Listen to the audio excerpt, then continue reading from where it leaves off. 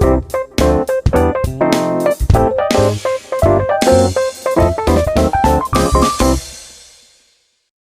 everyone, this is Pete, and it's time for some more adventuring. This time around we're playing the original Space Quest on Atari ST, first released in 1986. This is actually a Sierra game I've never really played much myself, but I have frequently fallen asleep to the soothing tones of Danny from Game Grumps playing this game, so I thought it was probably high time I gave it a go for myself. Space Quest Chapter 1, the Sarien Encounter, to give it its full name, was the first project where the two guys from Andromeda, also known as Mark Crowe and Scott Murphy, took the lead. Their proposal for the Space Quest series was to move away from what they saw as the rather serious medieval setting of the King's Quest series, and instead to make something that was deliberately fun and rather silly.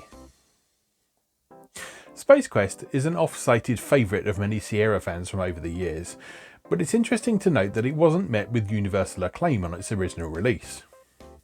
Probably the most notable example of this is a 1987 review of the Amiga port, which gave it an incredible 2 out of 10 score while misinterpreting it as an arcade adventure and mostly complaining that it's not Karate Kid Part 2 or Starglider, both of which are very different types of game. In 1995, nearly a decade after the game's original release, ST Format put out an impressively half-assed review of the budget-priced re-release of Space Quest, rating it a stingy even for them score of 30%. While making it abundantly clear that they didn't even make it out of the game's introductory sequence, and simultaneously complaining that there were too few locations and little to see and do. Don't let these misery gutses put you off though. Aside from some obviously dated graphics and sound, Space Quest still seems to hold up remarkably well today, and I'm looking forward to finally giving it a proper go for the first time.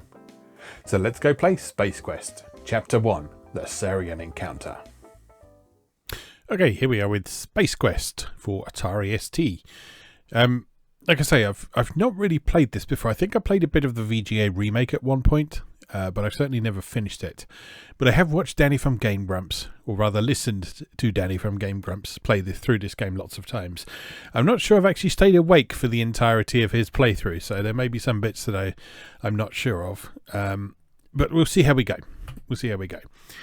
Welcome! Space Quest Chapter 1, the Sarien Encounter, by two guys from Andromeda. Copyright 1986, Sierra Online Incorporated, version 1.1a. That's a shame. If it was version 2.2, we could cheat at quite an annoying bit later in the game. But that is not the case, sadly.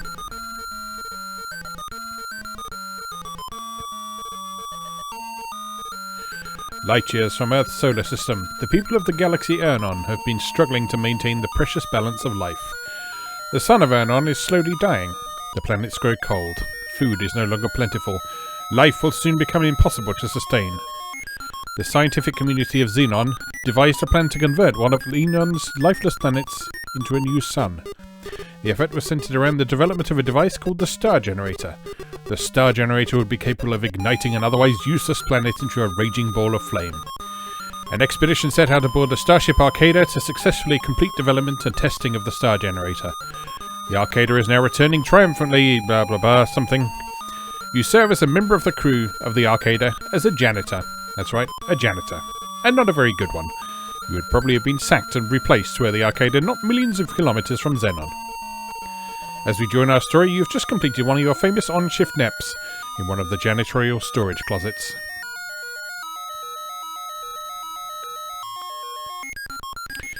So yeah, that is the premise for Space Quest, if you are unfamiliar with it. The main character is canonically known as Roger Wilco. Oh, you're just going to do that again, are you? Yes, okay. Right, skip. Welcome aboard Arcada. To log on as a crew member, please enter your name below. So like I say, his canonical name is Roger Wilco.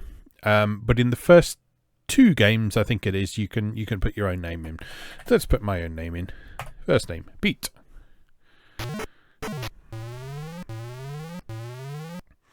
And as we can see, nonsense is immediately going down. You are startled by the sound of an alarm. It is followed by an urgent voice which warns that the Arcada has been boarded by unknown intruders. It ends abruptly. Alright, so let's head this way.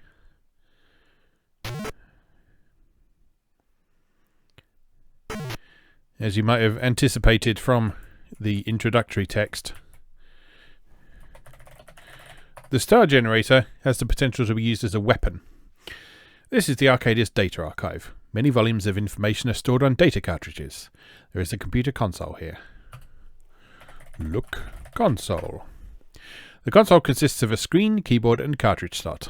Atop it rests a Model DX cartridge retrieval unit. Look, screen. Welcome to the Arcada Data Archive, Model DX storage and retrieval system.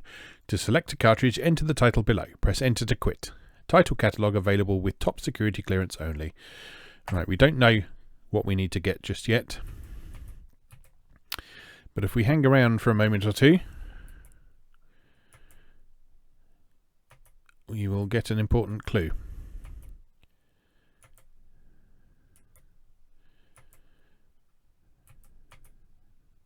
Maybe?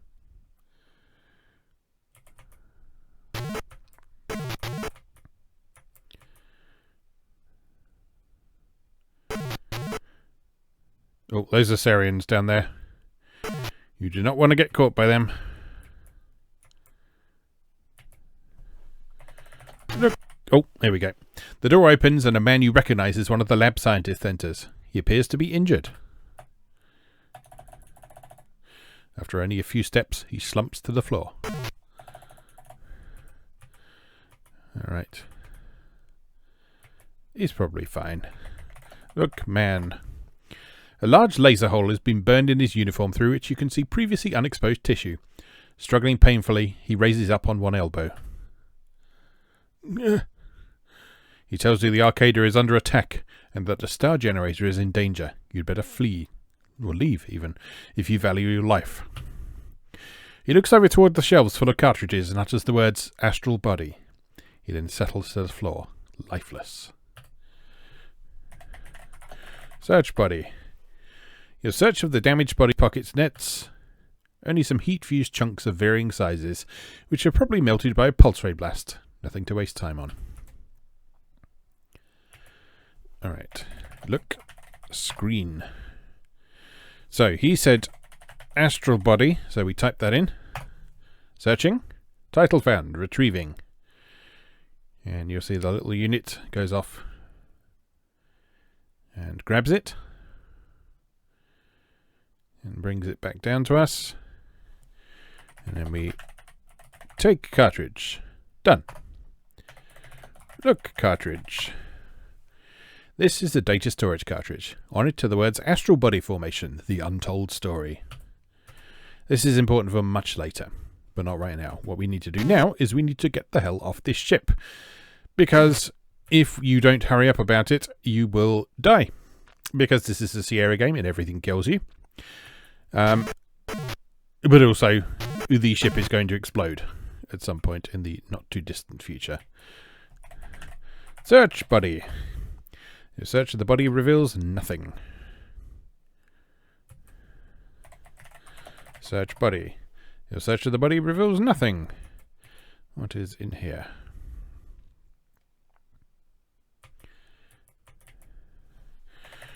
Look around. This is the Star Generator Development Laboratory. Due to your incredibly low security clearance, you've never been allowed access to this room. Search body. The reward for your search is nothing.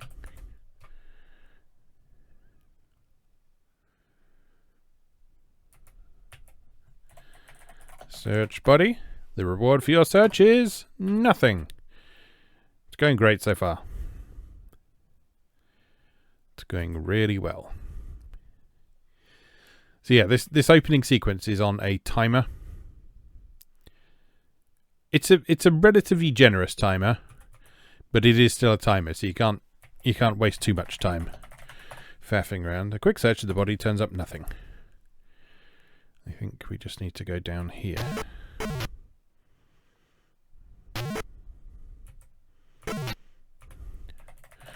Look around. This is a section of one of the lower levels of Arcada.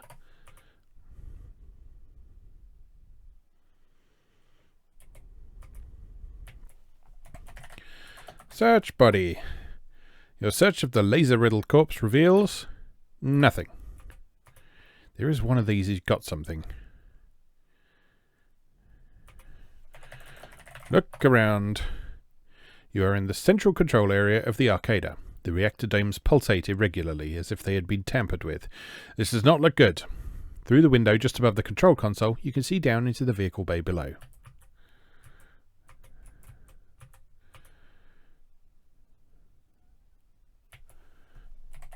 Search body.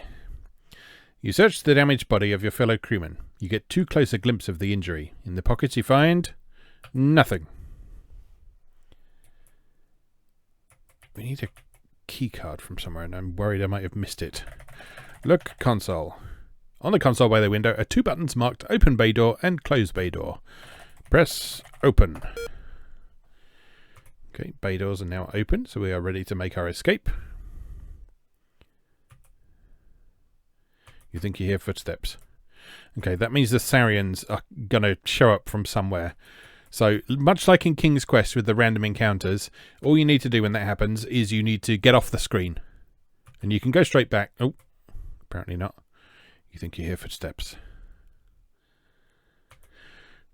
But yeah, normally just going off the screen and... Oh dear.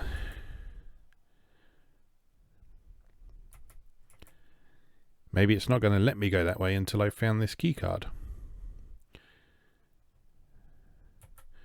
Because I'm sure it's before you get down here. We may well see that explosion.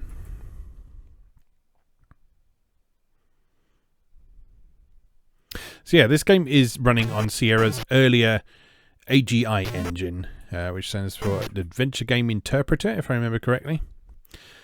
So the visuals are distinctively chunky, as you'll probably see, because the engine was originally designed to run at a resolution of 160 by 200.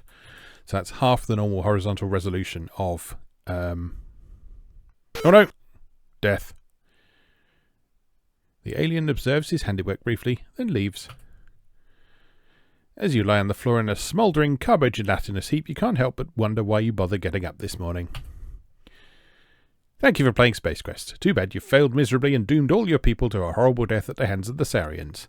If you continue playing as skillfully as this, we'll never have a chance for a sequel. Better luck next time. Alright, restart. Restart game.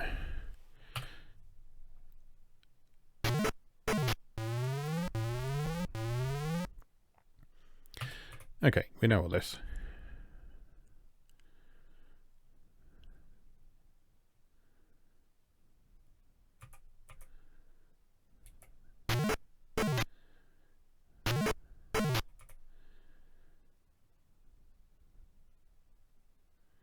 So yeah, as I was saying, this runs on the AGI engine, which is oh, it just wraps around. Okay, fair enough. This runs on the AGI engine, which runs at a resolution of 160 by 200, which is why the visuals are so chunky.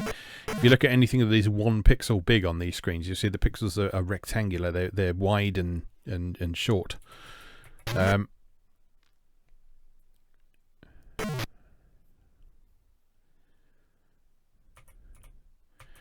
And that is partly down to where this engine originated, which was with the PC Junior version of King's Quest. And then that was later ported to other platforms such as Atari ST, which we're playing on here, and Amiga, and Apple II GS, and various other platforms. But they didn't scale the graphics. They didn't change the graphics for the different versions. They kept the same graphical assets, which in this case were at this distinctively chunky resolution. A console. Look screen.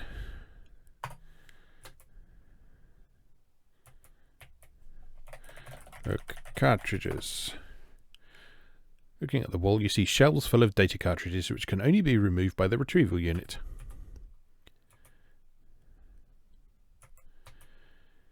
Come on, dead man. There you... No, that's just the door opening. Come on, where are you?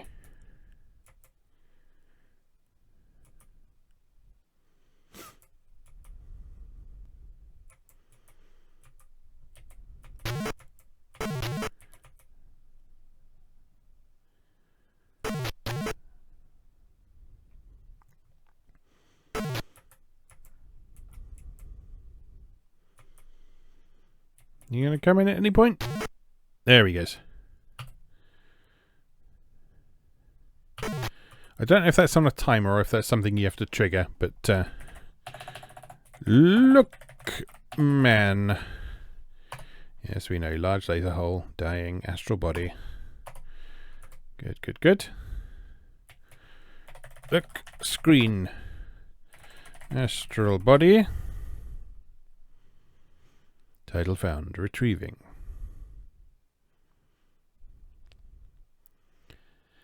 And as you can tell, this is a parser-based game where you have to type things in rather than pointing and clicking.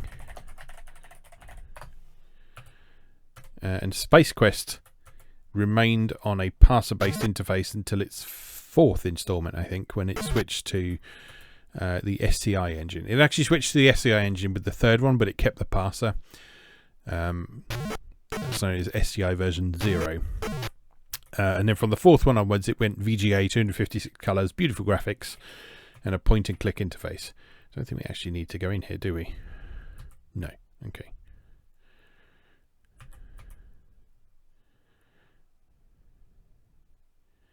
Oh, you know what? I think I know where that keycard is. You think you hear footsteps? All right, get out of there quick. Whew. Yeah, you see, you do have a moment's grace before they appear and shoot you. But you've got to be pretty quick. Right, I think the keycard body's over here. Search body. You search the body of your crewmate and find a keycard. Get card. You take the keycard. Look. Keycard.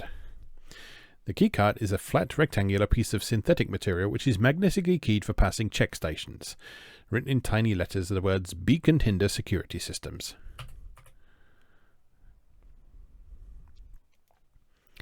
Jolly good. Right, now we can get where we're going.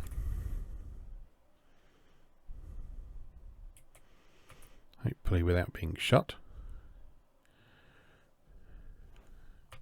In fact, you know what? I'm going to save my game here. I got a key card. Woo.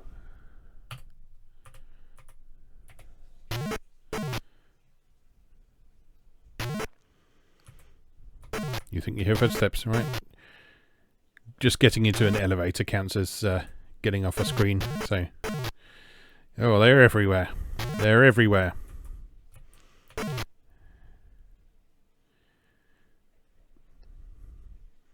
Alright, forget him. No one else has anything useful.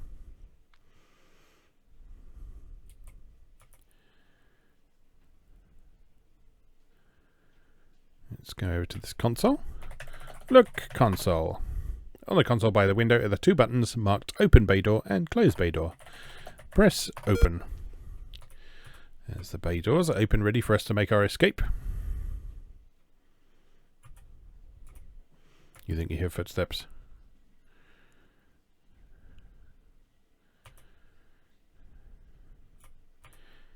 Come on now. No. Let me go.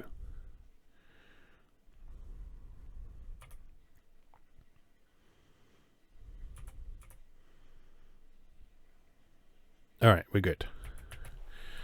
Look around. This is one of the mid-level decks of the Arcada. Look, wall. The walls are all nondescript except for a keycard unit near the elevator. It controls access to the level below. Use keycard. You slide the keycard into its slot. You hear an audible click. You take the keycard back.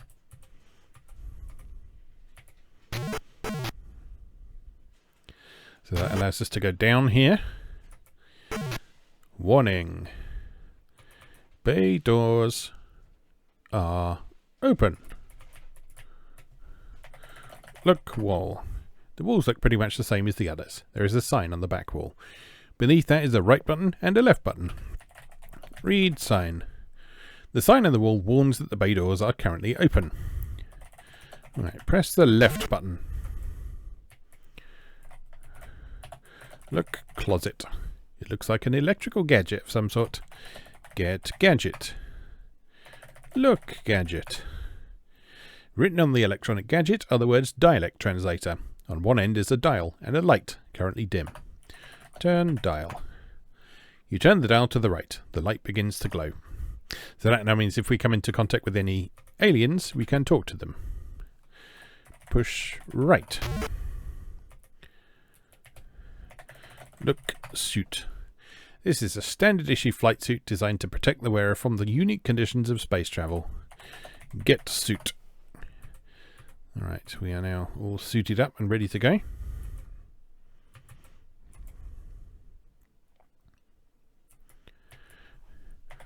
Look, console. The console is adorned with many status indicators. One button on the right is marked airlock. Push airlock.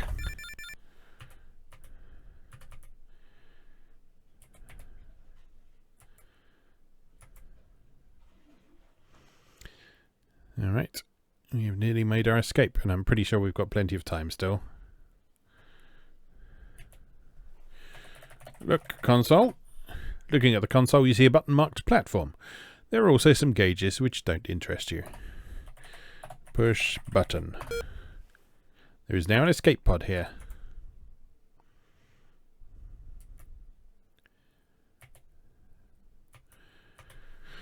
Look, pod. This is one of the Arcada's escape pods. You vaguely remember receiving some orientation on these when you joined the crew. Enter pod. Alright.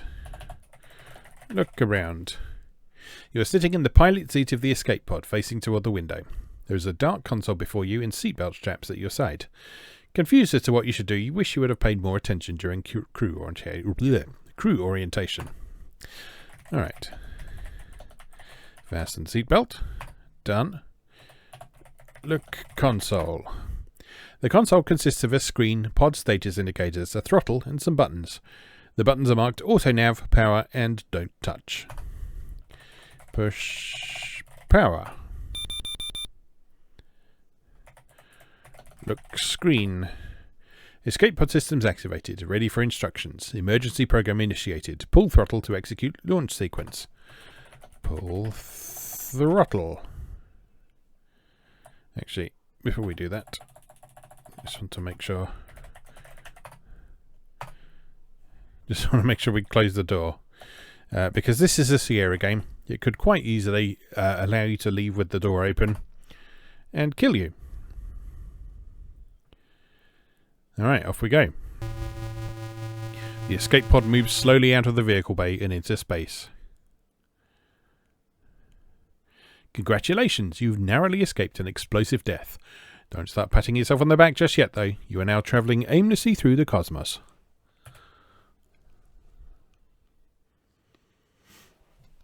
Alright, look, screen. Escape pod systems activated. All systems are go. Alright, let's press the auto nav button. Look, screen. That's the same. The monitor flashes. You study it to see what new information is being displayed. Planet profile. Planet Kerona. Dimensions 3,744.3 kilometers diameter. A breathable atmosphere, that's good. Life and civilization unknown. Temperature 40 degrees Celsius, so pretty warm. But we should be able to survive there. The autonav system is locked onto the small planet of Kerona, and the pod has begun its approach. Nothing to do now but to hang on. Whee!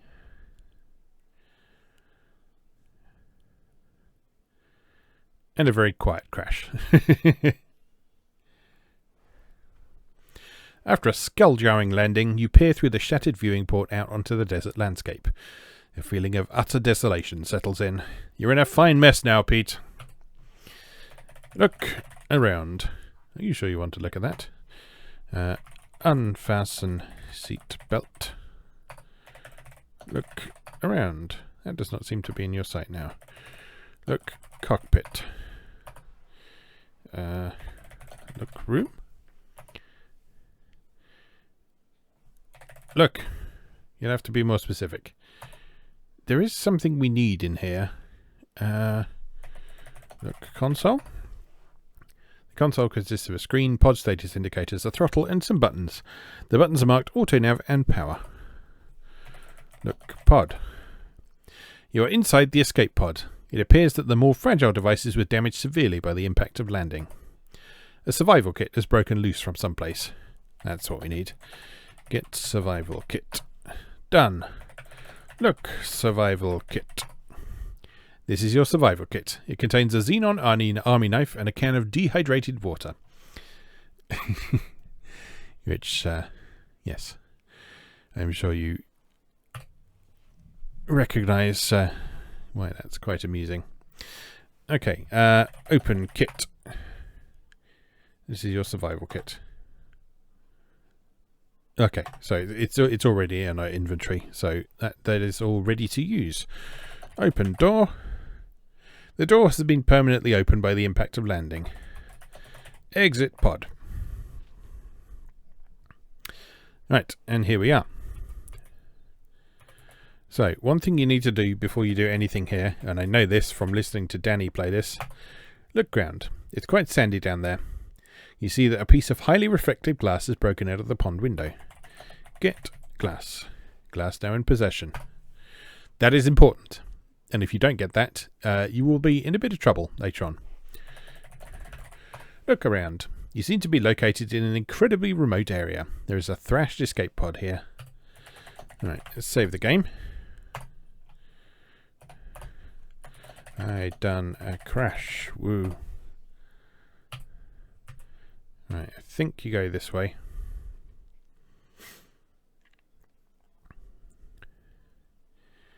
Because inevitably, this being a Sierra game, if you go the wrong way, you die. Because of course you do.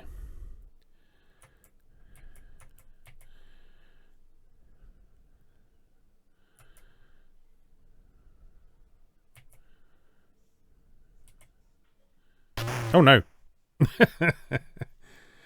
You've just become a vertical meal for the local welcoming committee. Thank you for playing King's Quest. Too bad you've failed miserably and doomed all your people to a horrible death at the hands of the Sariens. If you continue playing as skillfully as this, we'll never have a chance for a sequel. Better luck next time. Restore game. Alright, let's try that again, shall we? Have I got the glass? I have got the glass. Right. So let's go this way.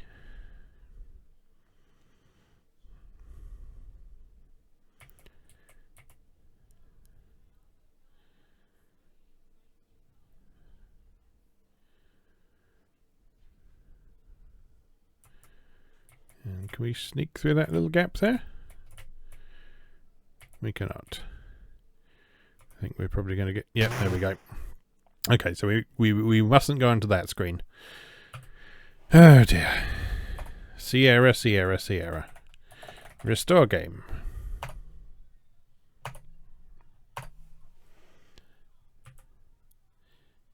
Okay, maybe we go the other way.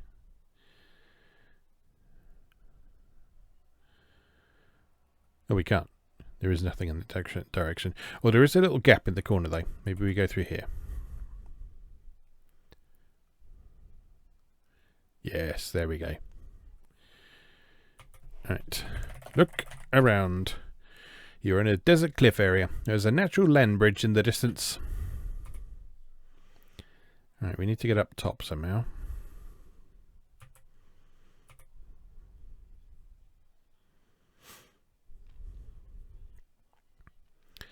Like here. I'm just going to save my game again because in Sierra games you could fall off stuff and die. Climbing a cliff. Woo.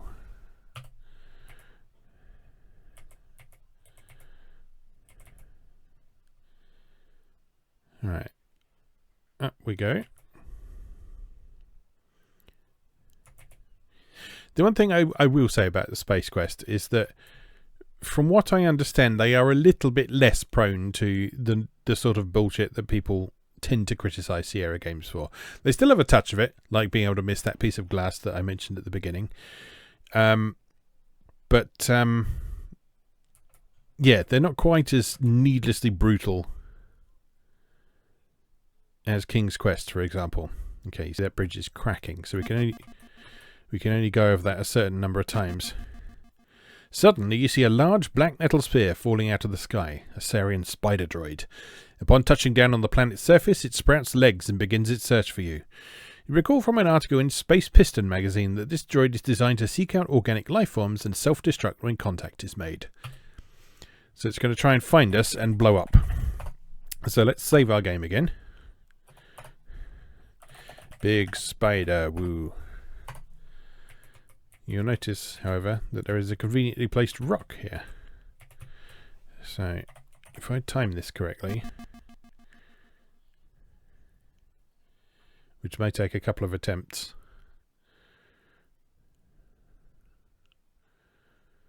you just got to wait for it to go into the right place, which is somewhere between those two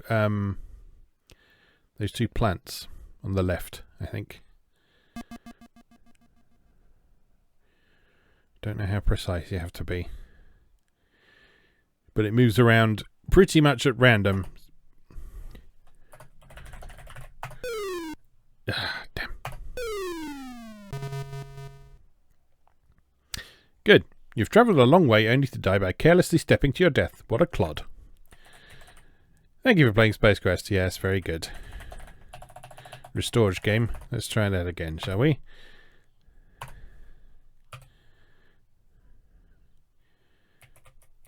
What did I type wrong first time?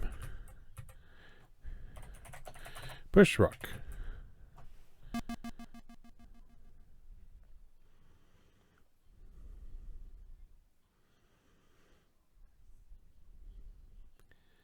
Come on.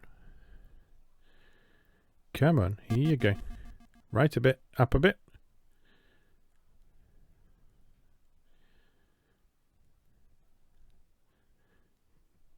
Go. Got him. It was not known that you are a master of the rock. That was a fine effort. Alright. So that is taking care of the main threat in this part of this here. Let's just save that over the top of Big Spider Woo.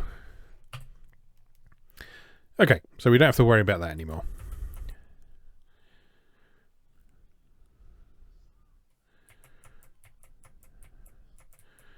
Let's explore this cliff top carefully.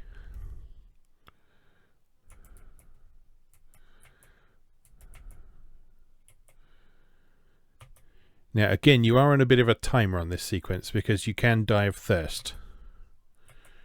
You do have the dehydrated water that you can use, but you also need that for something else.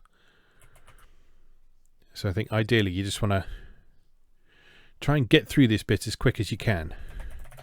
Look around. You are high atop a rocky plateau near two halves of an arch. The desert below seems to stretch to infinity. That arch looks kind of suspicious, doesn't it? Look, arch. You see a pair of oddly curved rock formations. They point at each other as if to form an arch. There we go. We walk through it and it takes us down to who knows where.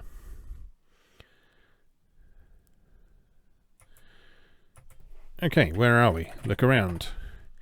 This is one end of what appears to be a large cavern. The only way to go is to the left. There is a rock nearby. If it points out something specific like that, then you probably want to take it. So take rock. Done. Save game. Where are we? Woo?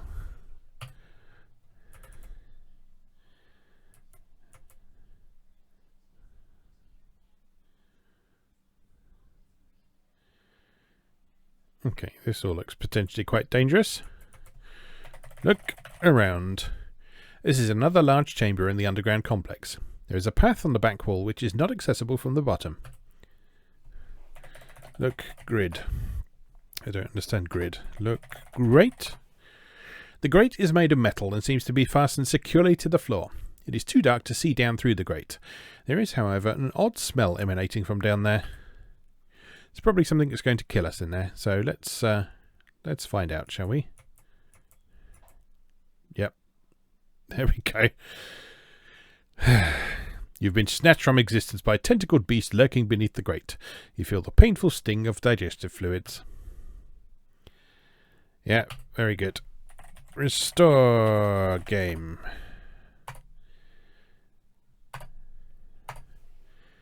Right, not entirely sure how you avoid that.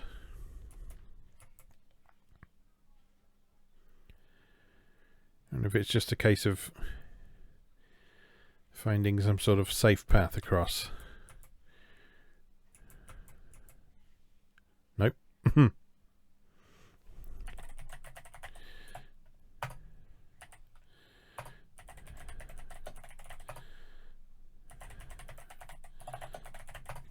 Keep typing restored.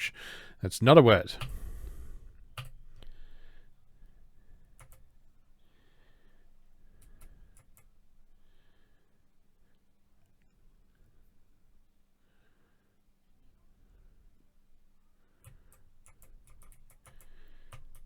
Maybe it's stopping, that's the problem. Maybe I just need to go straight across.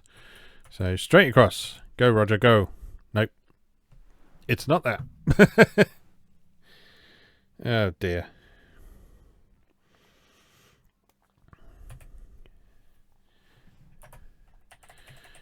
Restore game.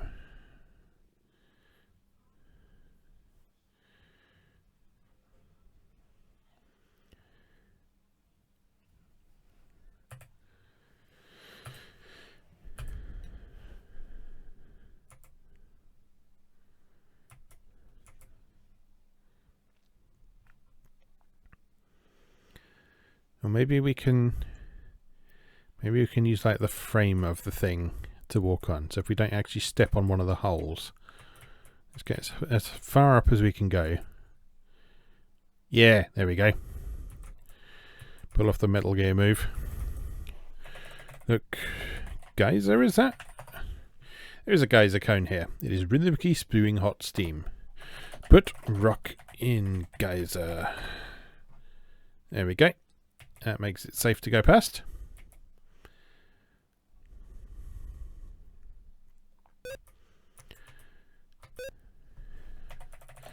Look around. This is a slightly smaller chamber in the underground complex. There is a path above which is not accessible from here. There is a pool on the right side. Look, pool. You gaze intently at the purplish pool of liquid, the first real sign of moisture on the planet. The pool seems to have no bottom. The gentle dripping has a soothing effect on your frazzled nerves. Save game. This water is death, isn't it? Woo. Drink pool. Say what?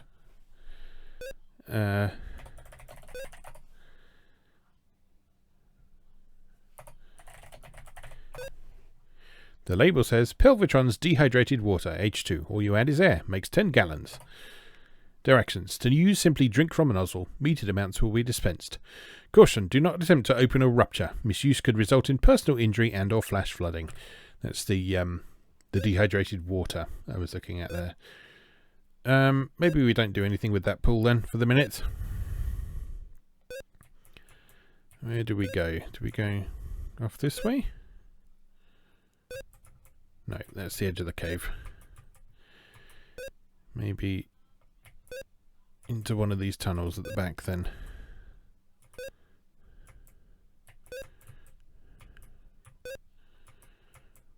I can't get through there. How did I get over here in the first place? Like this. Through here maybe?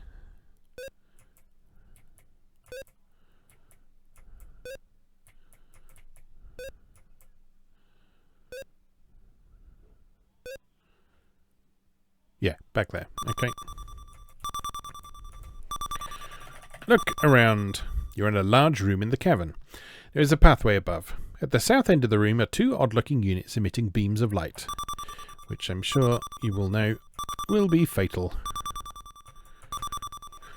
Look, beam. The beams seem to form some sort of electronic barrier across the path. Now, you may have already worked this out, but put glass in beam.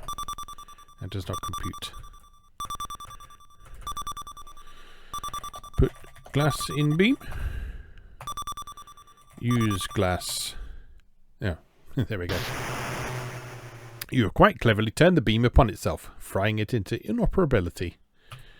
Yeah, sometimes in games like this, you have to type out specifically what it is you want it to do. And quite often in Space Quest, the answer is just to say use.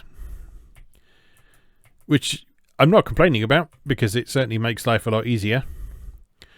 And it's more in line with what we do in point-and-click adventure games.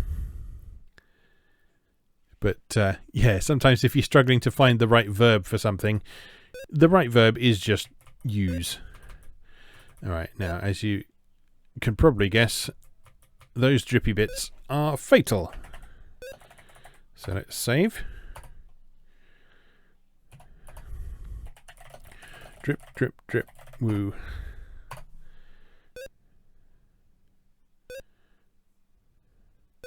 Are they going in a pattern? Not really.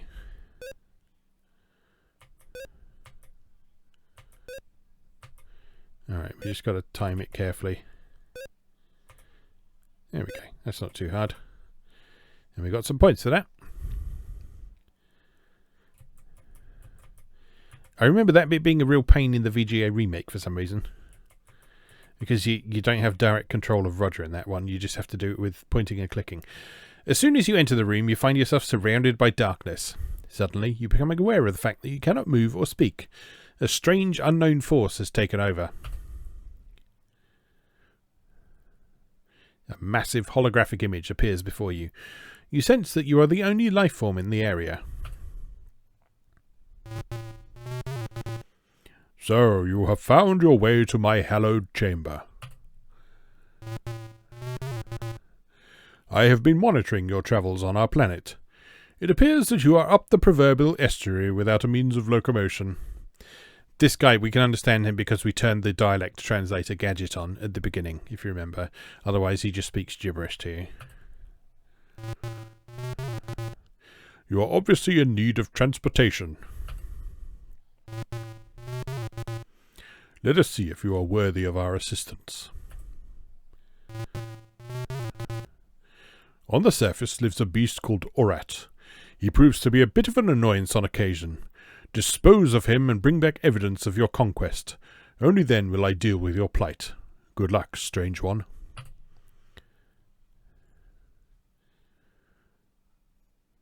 Okay, and we reappear back on the surface. So we now have to go and find this Orat dude. But we don't really have any idea where he is. So let's just save the game again. Go find Orat. Woo woo.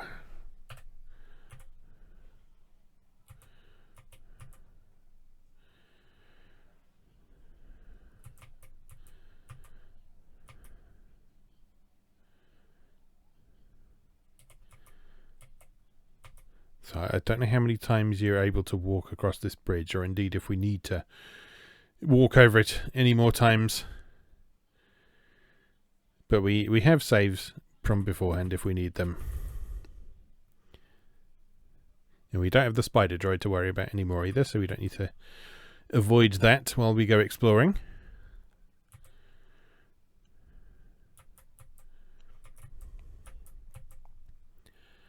I'm guessing Orat is off in one of these directions then.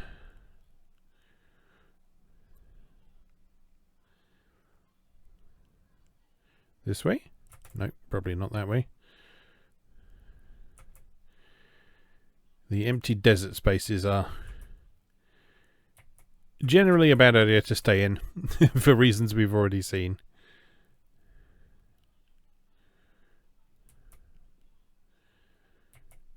What about around here?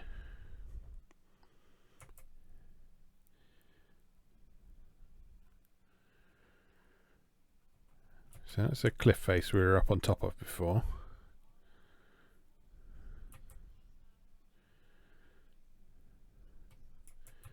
That's the bridge.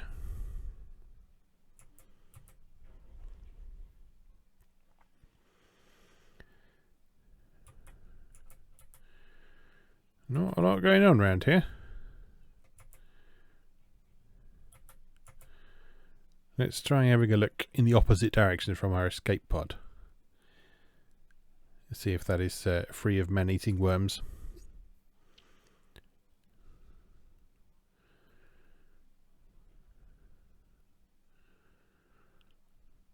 The heat is causing you to develop quite a thirst. A drink of water would most certainly be quite pleasant. That's not exactly what I said, I know, but it makes sense. I think we're okay for the minute. Is this screen death? Yes. Yes, it is.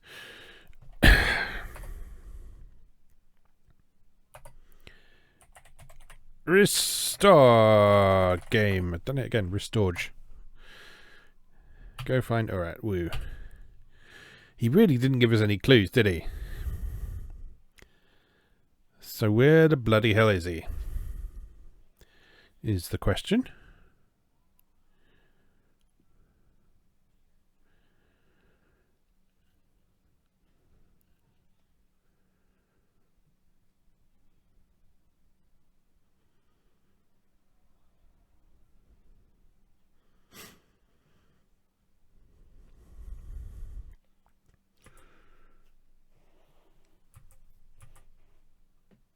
Where could it be?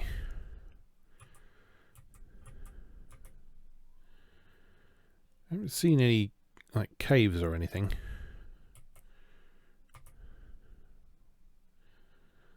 Don't like that bridge cracking.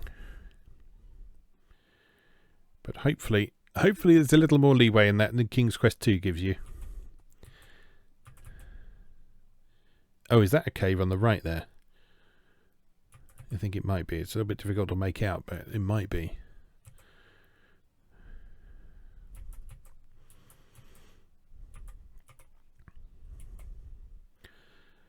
Let's investigate. Look around. You're in an area almost entirely surrounded by cliffs. The path winds its way along the sheer cliff to the left. It is not accessible from here. Doesn't say anything about a cave, but let's just try going in there. That's a cave, all right. Look. What have we here? Oh dear. That does not seem to be in your sight right now. Orat has transformed you into a new source of recreation. You, of course, don't survive this treatment. It's tough to make friends around here. Okay, so we know where Orat is anyway. Restore game.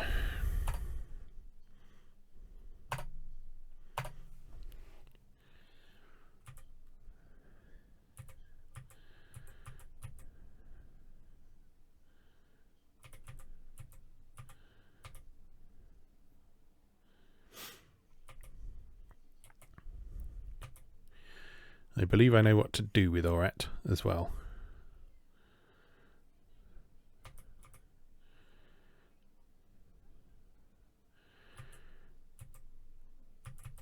In fact, what I'm going to do is I'm going to type it in advance.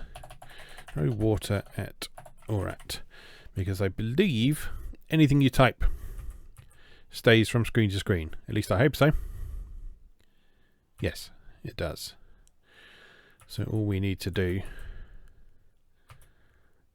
is press return when we are within flinging distance.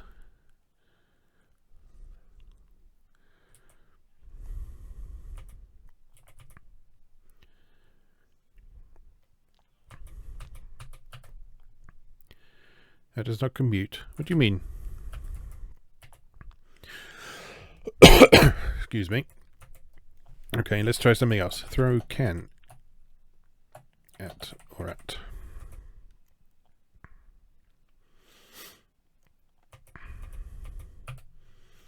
I don't understand your request. Okay, well this isn't good. Sorry, just need a quick drink.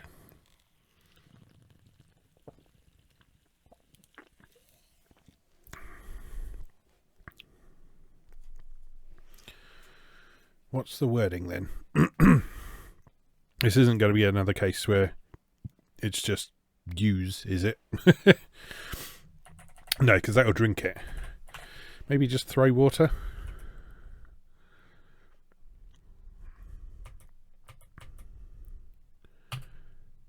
Yeah, there we go. Orat, always in the mood for a snack, snatches the can out of the air with his spacious oral cavity, chews and swallows it. He notices a rumbling deep within his abdomen. Kaboom!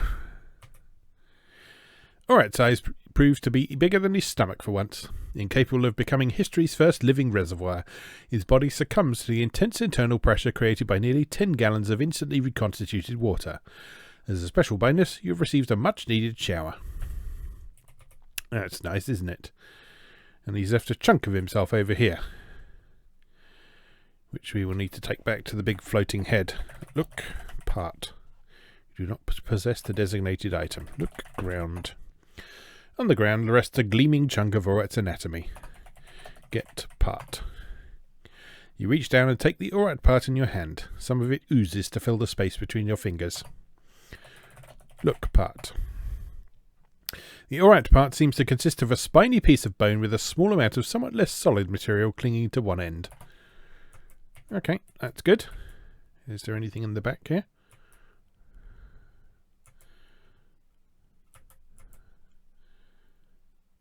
No? Okay.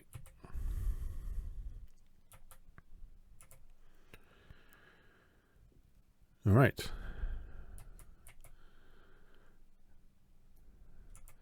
It's going well. We're making progress. Now, one potential danger, of course, is that we don't have any water anymore.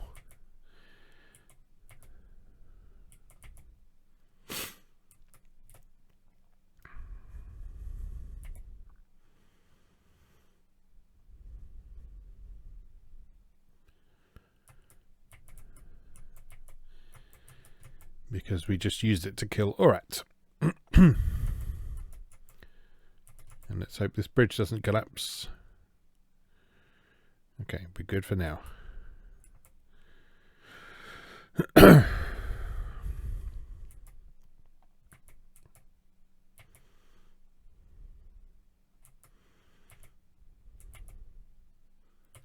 If you watch my King's Quest playthroughs, you'll notice something about this game, which is that there's a lot less sort of wandering a big open world and more a clear sequence of events you need to do.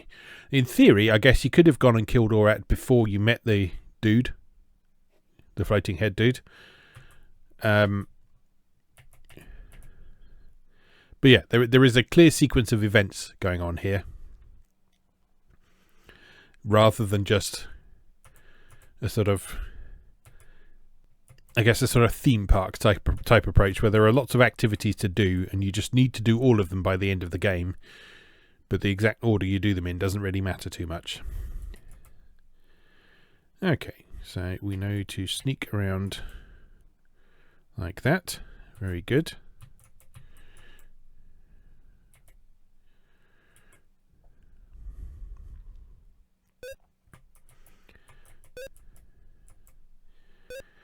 And we know to head up the back here.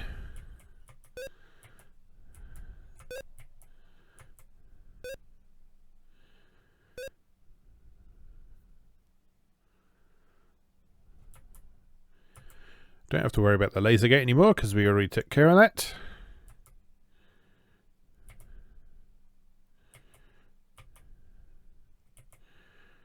Just walk up the toothpaste pink pathway. I don't know why I associate that colour with toothpaste, because most toothpaste is white.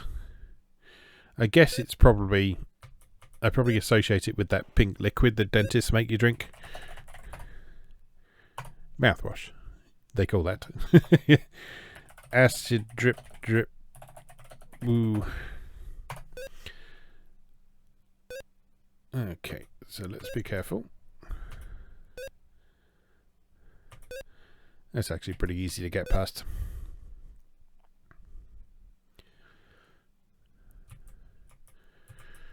Alright, follow along here again.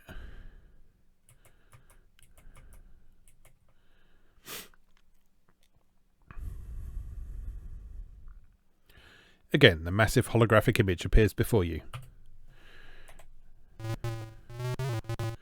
So, you have returned. Fortunately, there is much more to you than meets the eye.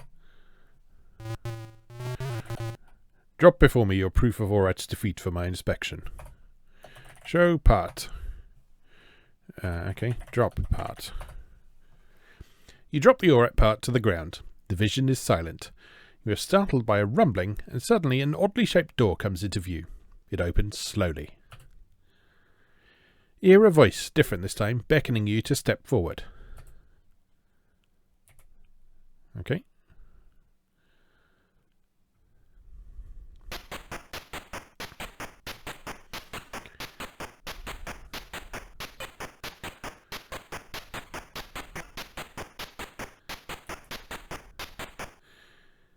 Please, don't be alarmed. We intend no harm. We are a peaceful race. We are cautious, however.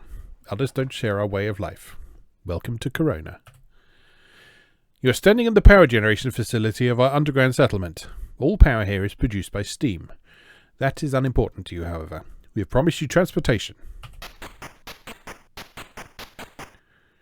It is a skimmer. It hovers approximately half a meter above the travelling surface. This is very important because of Grell. Grell and his like dwell in caves below the sand. If you stand on the surface too long, you chance becoming a rare moist meal for him. That's the worm, presumably. The skimmer is programmed to take you to a settlement on the other side of Kerona called Ulence Flats. You get it? Because it's like flatulence. You can make further travel arrangements there. I'm sorry, this is all we can offer. I hope your trip is a safe one. Board the skimmer when you are ready to depart. Good luck, stranger one.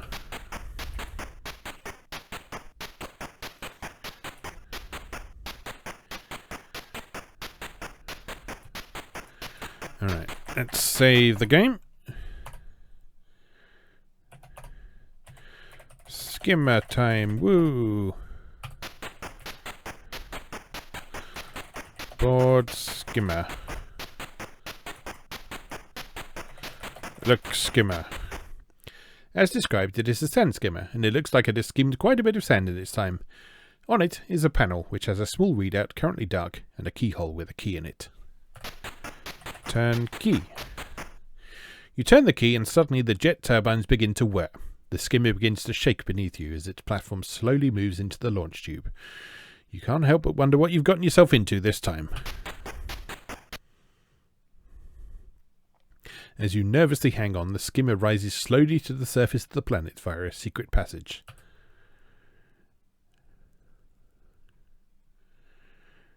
Okay, we now have a little arcade sequence, I believe. Upon reaching the surface, you throttle up and zoom off into the sunset. The settlement the alien spoke of appears on the horizon. So you gotta try and avoid the rocks. I think you can survive 4 hits if I remember rightly.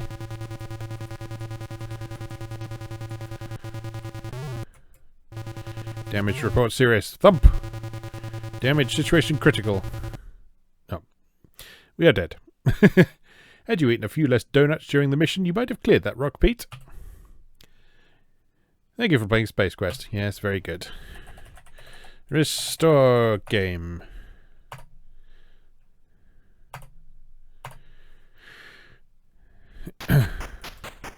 Okay, I'm going to see if we can turn the speed down.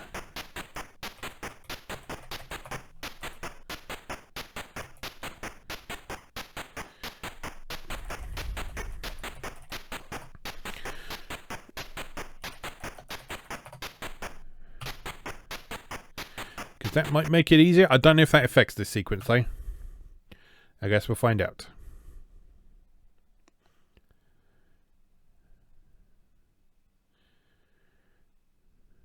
Zoom.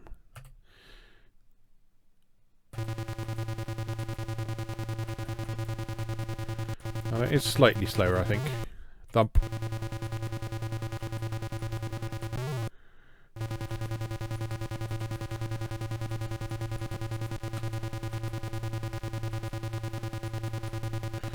Now, a solid strategy I've heard of for this bit is to go where a rock has just been.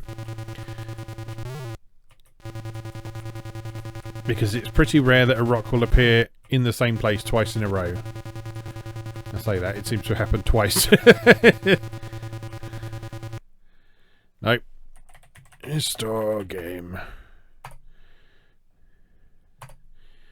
I'm not sure how helpful turning the speed down was there.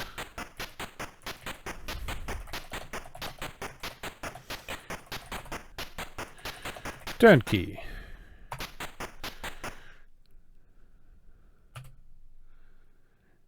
I don't know if you can save during this sequence.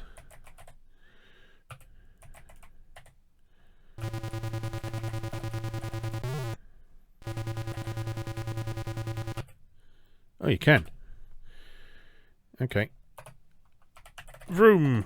Woo.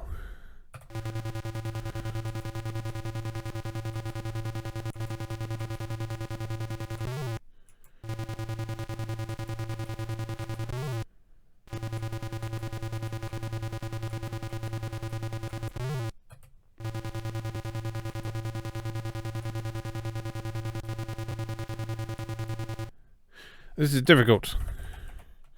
And quite annoying.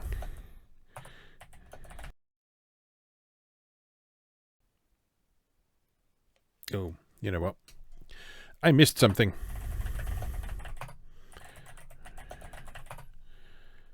I missed something quite important as well. Fortunately, I had a save. Right, look around. This place is most interesting indeed, a mixture of both old and new technologies. On one side of the chamber is a primitive steam generator. Its pistons, pounding rhythmically, turn steam into useful energy. On the other side is what appears to be a computer console. Look, console. The console consists of a monitor and a cartridge slot. There are also some readouts which indicate the status of some of the mechanisms in here. Insert cartridge. The cartridge snaps neatly into the slot, and the screen comes alive. Whosoever shall read this, my name is Dr. Vohall. I am a scientist with the Star Generator project aboard the Starlab Arcada. We have just successfully completed development and testing of the Star Generator. During this time I have come to believe that our progress has been monitored by others. I fear that the Sariens may have learned of our mission. If my fears prove true, the Star Generator and the people of our universe are in serious jeopardy. The Star Generator is a miraculous device. Used as intended, it will preserve life for... I'm not sure it's supposed to appear like that.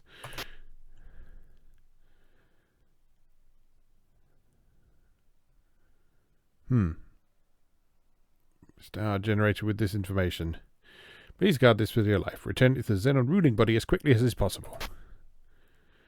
Important note. Okay, maybe it is supposed to be garbled.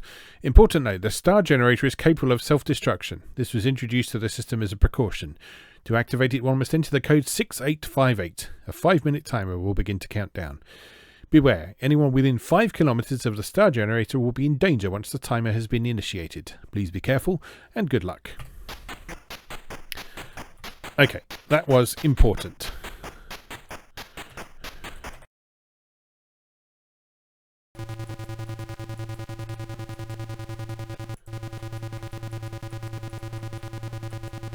Phew, that was pretty intense. We've done it. You've managed to successfully navigate through the treacherous boulder field, and are quite relieved to see that you've reached a settlement. Oh, thank God for that. Welcome to Ulence Flats.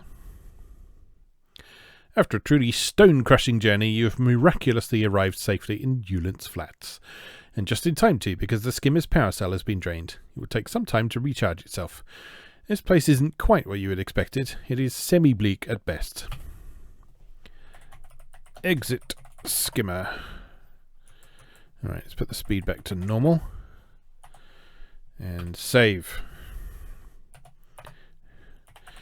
Flatulence. Woo. Say, this is a genuine Fulton sand skimmer. I've been looking for one just like it. I wonder if you'd accept 30 buckazoids. No. Fine, be that way. And the reason we do that is we need to hold out for a better deal.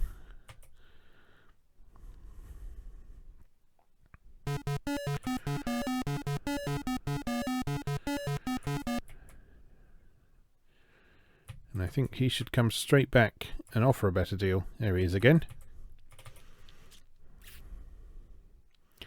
Okay, this is my final offer, and I'm only doing it because you look like you need it pretty bad. I'll give you 30 buckazoids and I'll throw in this swell jetpack. I only used it once. Works great in zero gravity. You'll love it. Is it a deal? Yes or no? Yes. Glad we can do business. Hope your stay in Ulence Flats is an interesting one. Okay, so we now have 30 buckazoids and a jetpack. So let's save.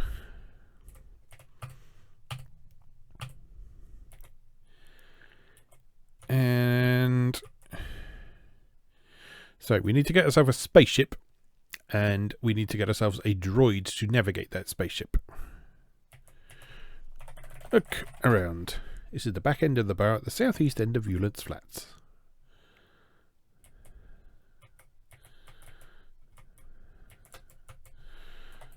Look, dust. There's a strange pile of very fine white powder here. Its origin puzzles you. It has a strange burnt smell to it. We will find the source of that in just a moment. Droids are us. That does not appear to be here to view.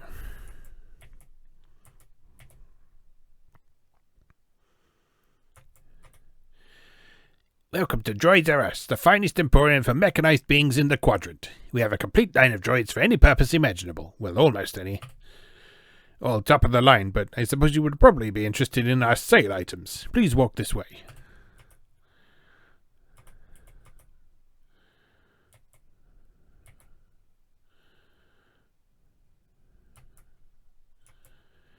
That model is ideal for flight systems operations. It will pilot any modern fighter or cruiser, and is one of the most experienced droids we carry. It's only 45 buckazoids for it, 36 with coupon. Now there is a coupon in the game package that I think you have to use. So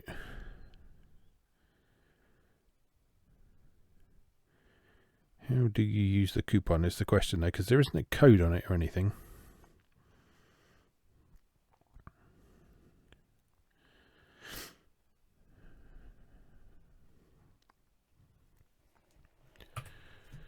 I got it from some gambling type who was required to pay up or perish. Coupon. For more information, refer to coupons enclosed in the package. Alright, so we need 36 buckazoids for the droid. That one is a collector's item, one of the very first droids ever built. Someday that rare piece is going to bring me a small fortune at auction. It's not for sale.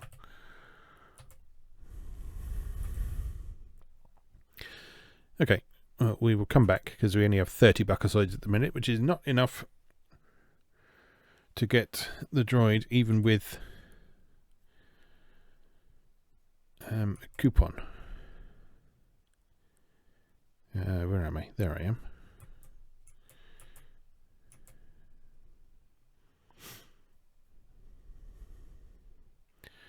Tiny's used spacecraft. Howdy, bucko. Can I interest you in one of the finest little used spaceships in the galaxy? You look like a man of discerning taste.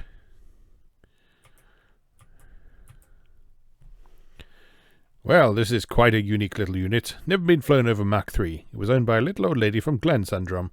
You have to fly it to believe it, and she could be yours for only 99 buckazoids.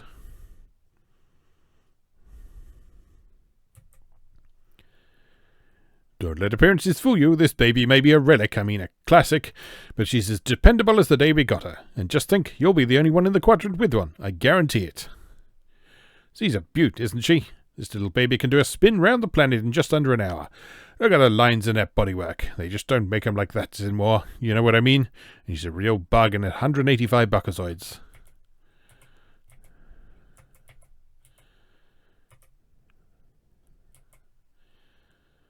I guess it's the one on the left. Unless you can buy this one. Well, there's a man with a good eye. This here is the keenest little scrambler in the hemisphere. Top of the line. Handles like a charm. Perfect for cruising the asteroid fields.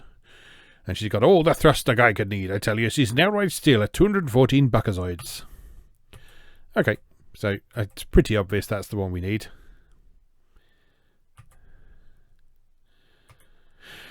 So let's go and get some money. This is another bit I haven't been looking forward to.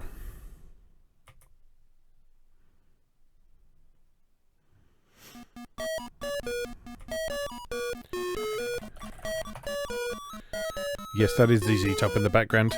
This is a seedy little place. Galactic riffraff are seated at the bar. The bartender drops by occasionally to serve them.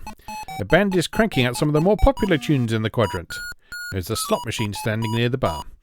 In the lower corner, a sweeper is standing silent. You must get messy here. No one seems to notice or care that you have entered the bar.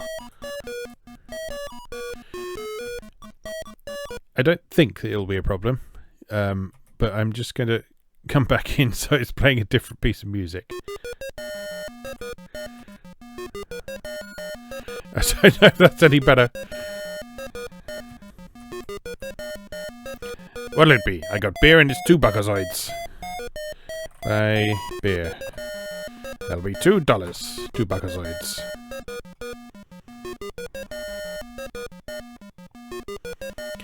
Yeah, if you look in the background, you see people playing the slot machine are getting vaporized and turned into dust. And they then get emptied out of the chute we saw at the back. Right, I'm standing here because we have to wait to hear something, I believe.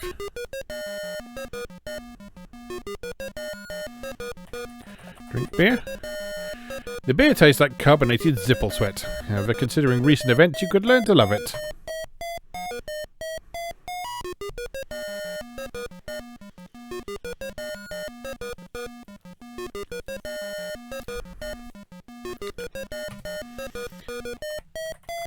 Anybody another beer? Drink beer. Gulp, gulp. I'm just gonna save just in case.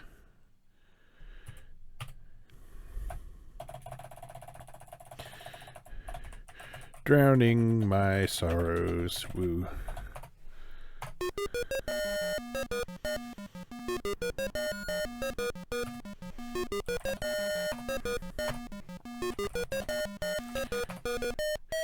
As you sip another of the odd brews, you overhear someone at the bar speaking. There I was, cruising through Sector HH when I spot this blip on the scanner. So I head toward it, you see, and right there in front of me sits the Deltor. It's just sitting there. My heart starts hyper-warping on me.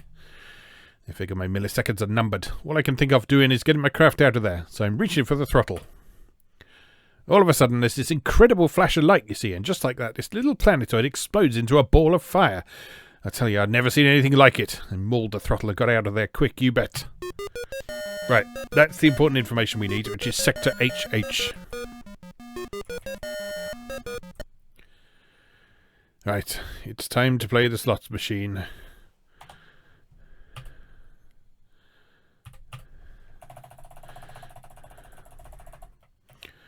Put this in your slot. Woo. Right. Okay, so we need to earn about 250 buckazoids on this. And the only way to do that is just by repeatedly playing it. If you get 3 skulls, then you die. So best thing to do is just to play, save if you win, reload if you don't. So we've got another fun time ahead of us. So let's begin. F8 baits 3 buckazoids.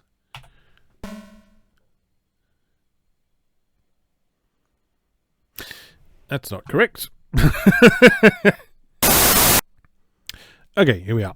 The problem we had there is that pressing F8 in this hard disk version that I've got here quits the game. So that's nice. I don't know if there's any way we can get around that. What other keys have we got? F9 restarts the game. Can we just type bet 3? I don't understand bet. No, okay.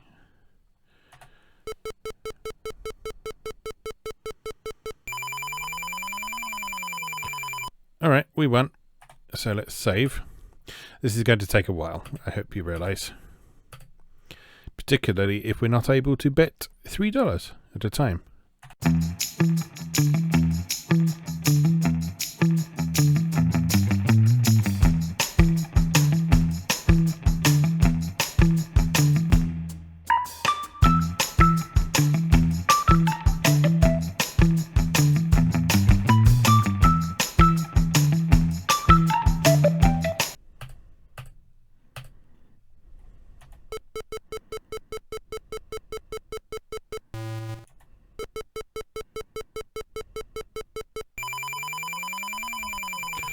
Oh, thank fuck for that.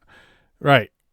Sorry, there seems to be a circuit failure. To be reimbursed, send claim to Gipperzoid Novelties, 2001 Odessa Blastway, Guerneville, Fedor, Exel Galaxy. Please allow 2 decades for delivery. Oh, God. There is no defending that. There is no defending that sequence. It's just shit.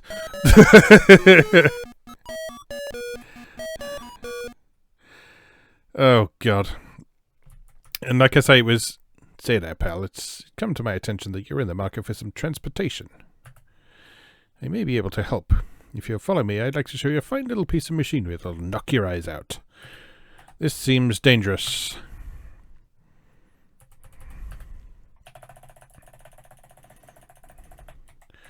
Shady dude. I forgot the woo. That's how much that snot machine crushed my spirit. Hold it right there, pal. This is a stick-up. I'll just relieve you of your cash, thank you very much.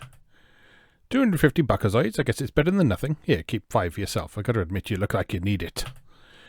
Well, you've got to be leaving now. Go straight back the way you came in. Deviate from the path in your grell kibble. You know what? Let's just reload.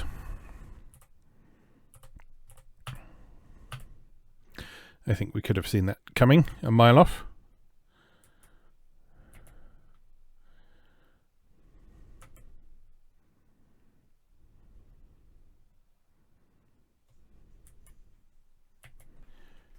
Now, there are 2 coupons in the game packaging. What was the second one for?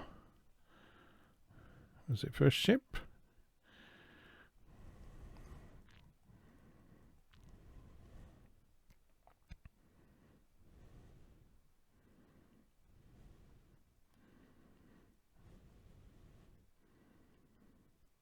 Oh no, it's for the bar. You can get 5 free buckazoids and a free beer. Okay. So we need the dude. Hello, come with me.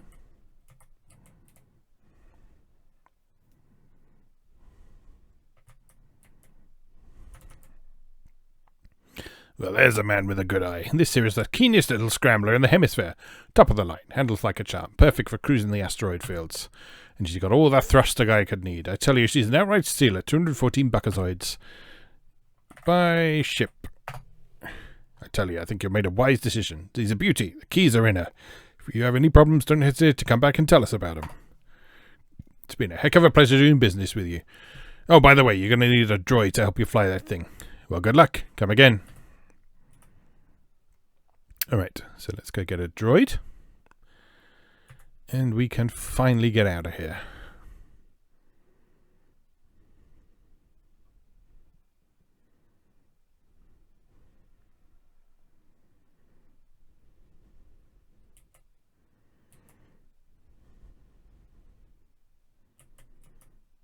Welcome to Droids R Us. Yes, we know.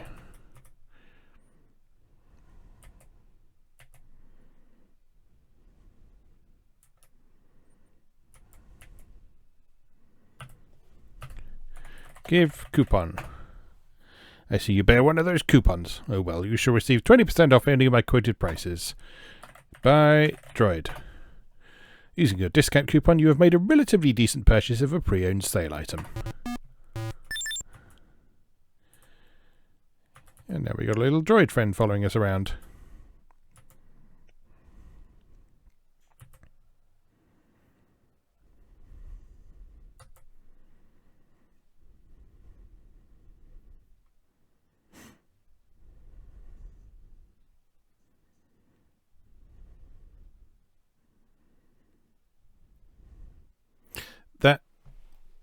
That mugger must really suck if you didn't save after getting your 250 buckazoids.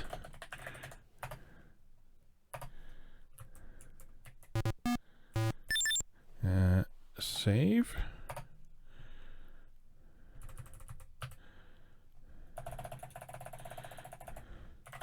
My ship. Woo. Enter ship. Load droid. What sector should I head for, sir? Asked the droid. He's very polite, isn't he? Fasten seat belt. We don't have to do that in here. Look. Ship. Seated in the cruiser, you notice there are no controls here, just a button marked load. Tiny must have been serious when he said you would need a droid to fly it.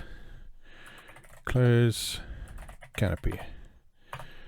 Close door. HH. Sector HH it is. I will proceed with course entry.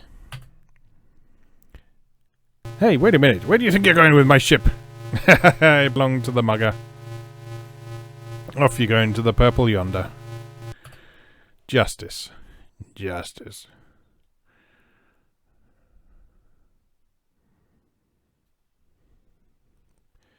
And off we fly, a single rectangular pixel.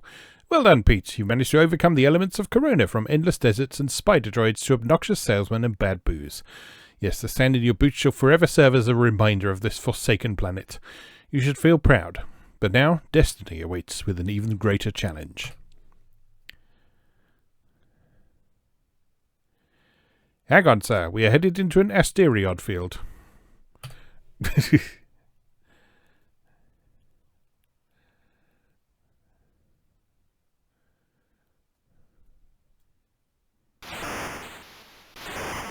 Good. We don't have to avoid them manually.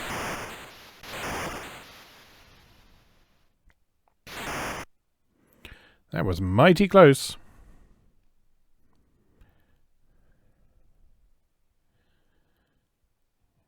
And up ahead.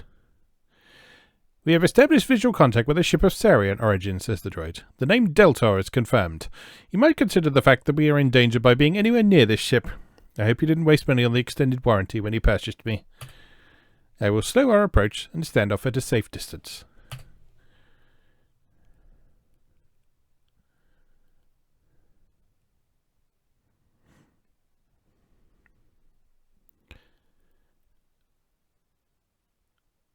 Okay. You are now wearing the jetpack. A small control linkage snaps onto the back of your helmet, allowing you to control it merely by focusing on where you want to go.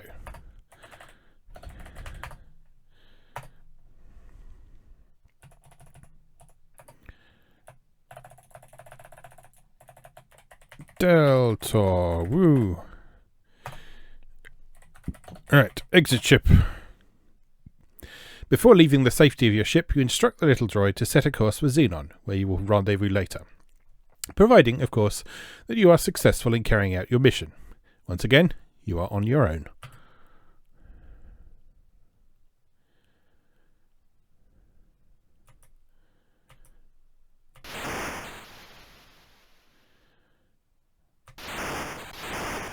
And here we go. I guess we have to go in this airlock. Look, airlock. It appears to be a standard airlock. There is a handle in the center. Pull handle. Open airlock. You grasp the large handle and twist, noting the rather significant amount of pain being registered. You are extremely grateful to hear a click.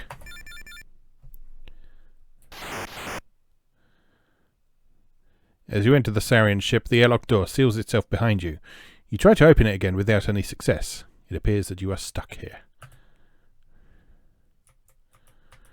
Okay, let's save again, because this is progress.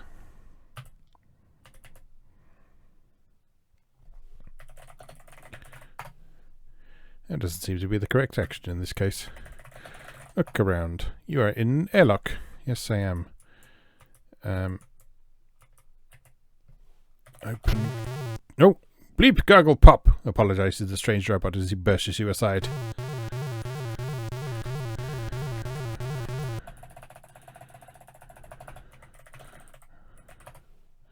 The squat little maintenance droid sure makes a disgusting array of noises, doesn't he? Open door. The door is not impressed.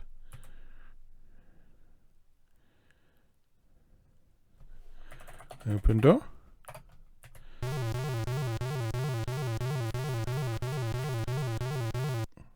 There we go. So we just sneak through with the droid.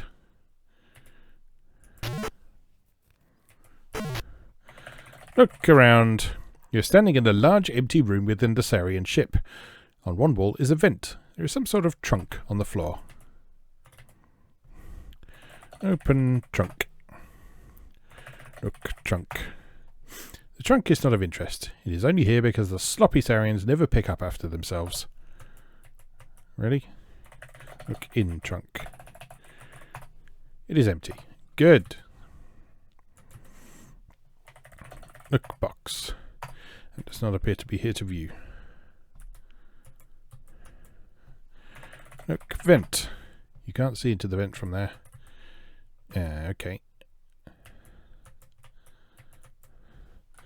Close trunk. Push trunk. Climb trunk. Look vent. It is completely dark on the other side of the vent. Well, open vent. Using your Xenon arm enough, you pry the vent open. Time to save again, I think.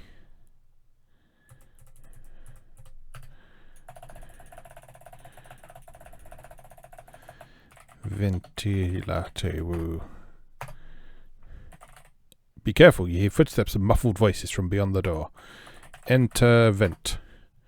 You cannot enter the narrow vent wearing that jetpack. Take off jetpack. Where would you like to put it? In the trunk. Open trunk. Put jetpack in trunk. Done. Close trunk. Gotta be quick. Climb trunk. Enter vent. There we go. Woo! Right.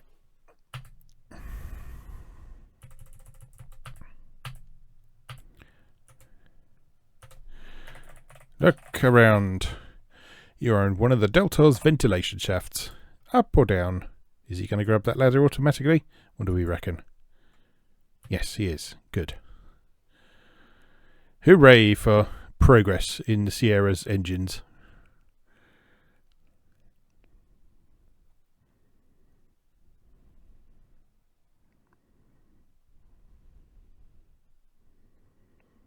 Hope I'm going the right way.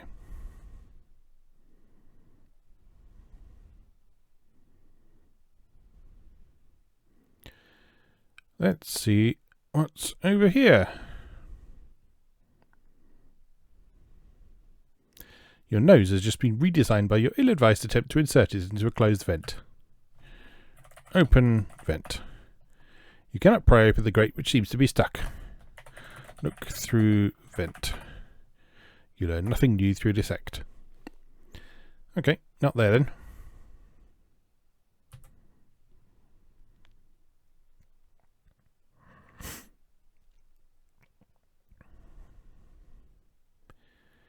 What about this one? Open vent. You cannot pry open the grate which seems to be stuck. Look through grate.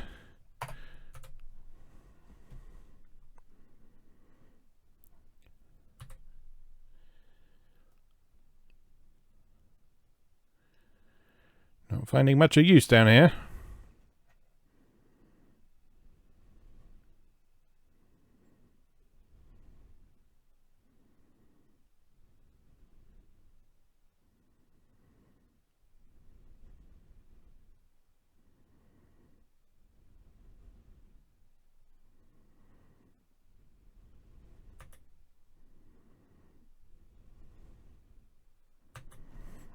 Open grate.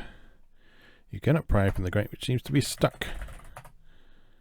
Through the grate you can see into what appears to be the ship's laundry facilities.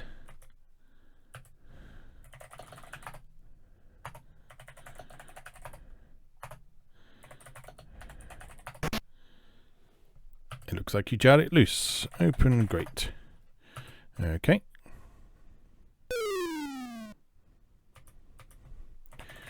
Look around. You're in the ship's laundry facilities. Look, machine. The laundry cleaning unit is not being used at this time. Open machine. Look in machine. Someone might be coming. You don't have time to be standing around. Enter machine. This seems like it was probably a bad idea. Well, Pete, it certainly appears as though you're about to become all washed up.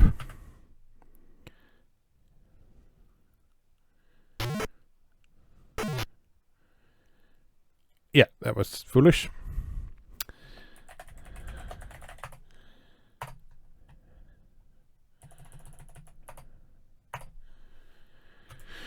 Okay. Right, I guess that means that we may be able to kick out some of those other vents as well.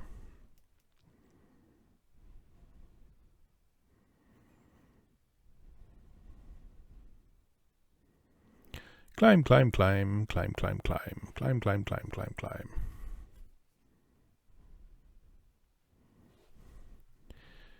Alright, let's try this one.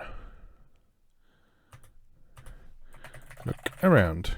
You're in one of the Deltor's ventilation shafts. Kick vent. Open vent. Okay.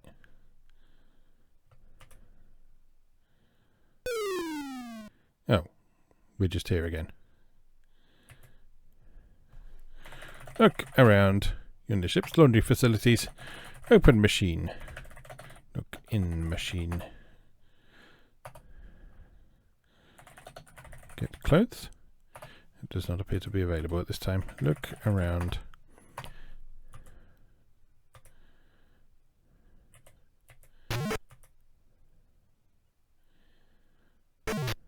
Uh-oh. Oh dear. You've just been disintegrated by the Sarien's pulse ray. Perhaps this will teach you not to loiter about on the Deltor. Now you have to find a Sarien uniform. Disguise somewhere. Now I would have thought the laundry room would be a sensible place to find that, but apparently not.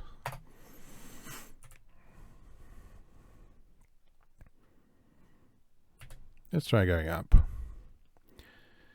See what's up here.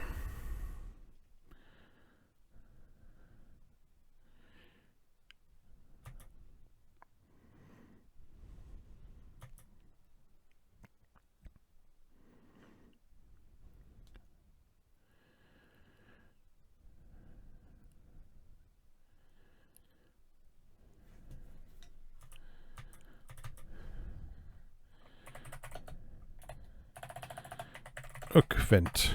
It is closed. I'm going to assume that there's some sort of distinguishing feature to tell me which one of these I'm supposed to go through, because if they all lead to laundry rooms...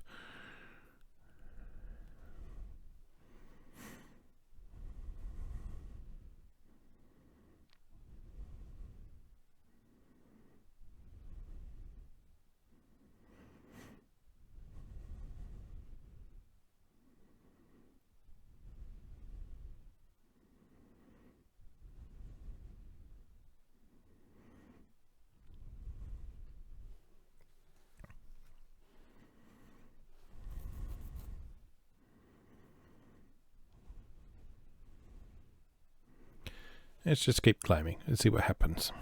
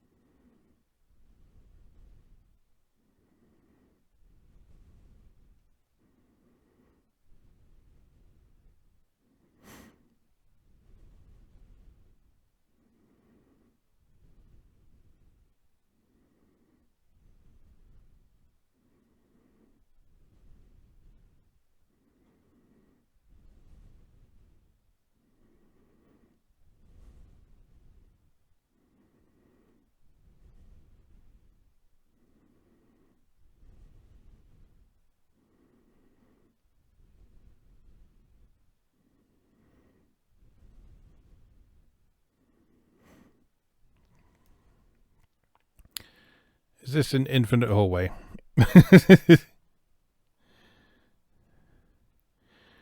think it might be.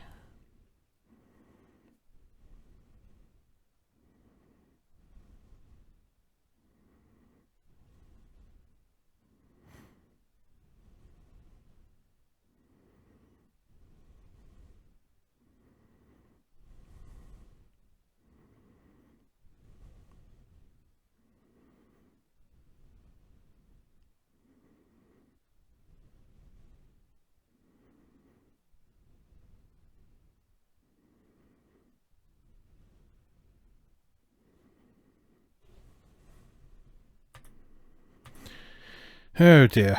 Where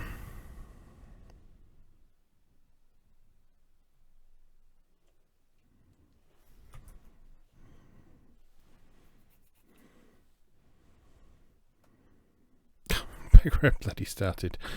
Enter vent. So yeah, I guess that is an endless hallway. Did I actually die in the washing machine?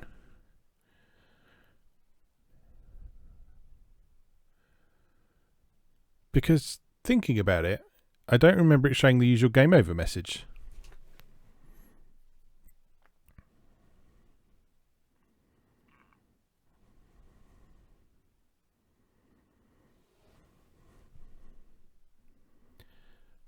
Let's just try it again. Kick, vent. Open vent. Open vent.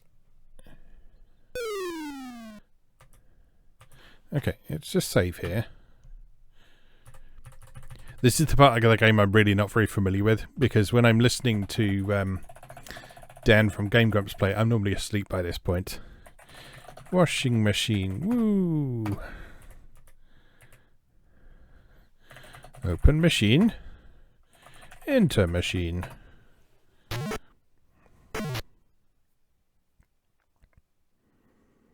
Well, Pete, it certainly appears as though you're about to become all washed up. Because he goes spinny, spinny, spinny, spinny, spinny, and then he goes red.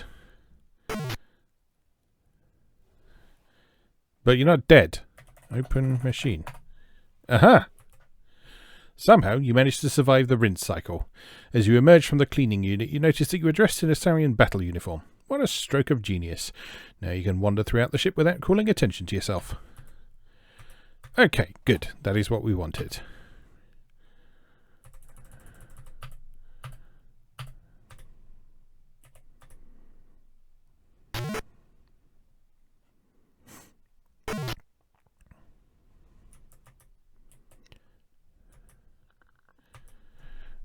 Look, man. He looks to be armed and dangerous. I wouldn't mess around with him. Talk, man. Are we having fun yet? You asked the guard. This is the most fun I've had since the Hippoclepper, said my brother, responds the bored-looking Sarien. Talk, man. Is this the way to the star generator, you ask? Don't ask me, I just work here, responds the unhelpful guard. Talk, man. Just as you begin to speak, the Sarien guard says, how many Alexians does it take to seduce a three-eared female Silivite? After a reasonable period of silence at your end, the guard answers his own joke. 2! He does not seem unduly impressed by your lack of laughter. Laugh. I don't understand laugh. Talk, man. Do you and King's Quest 2? Asked the nosy guard. Yes. Great, responds the guard. Pondering his interest, you ask yourself whether or not this guy is getting a kickback from Sierra Online. Later, you realise this is silly. What would a Sarien do with money from Course Gold? We got points for that. That's amazing. Okay.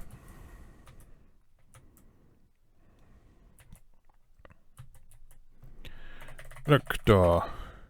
There's a small sign on it. Read sign. Out of order. Do we want to go through here? So many possibilities.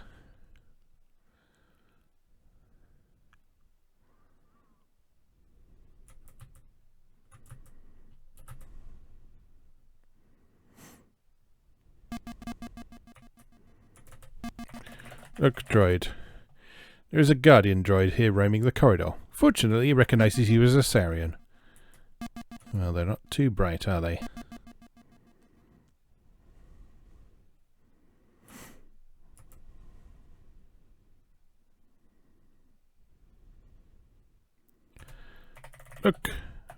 man. Talk, man. The guard looks at you as though you just questioned his mother's heritage. Perhaps you should not waste time conversing with the guards. Maybe not. Oh. We're just back here again. Okay, maybe we do take the elevator.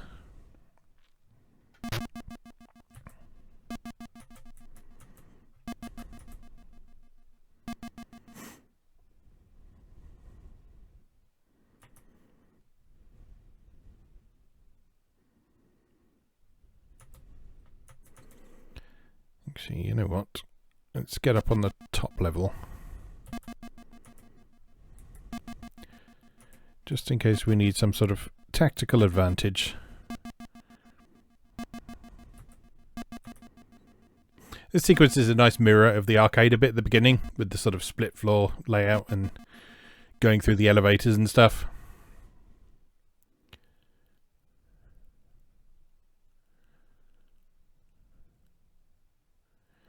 Dum-de-dum-de-dum. Everything's fine, nothing to see here. Ah. Look around. You're on an elevated walkway inside an enormous chamber. Peering over the railing, you see the stolen star generator. Okay, so we're going to need to get rid of that dude down there so we can get to the star generator and use the self-destruct code.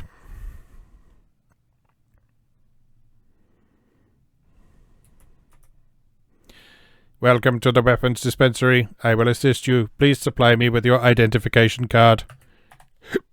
I'm just going to save this.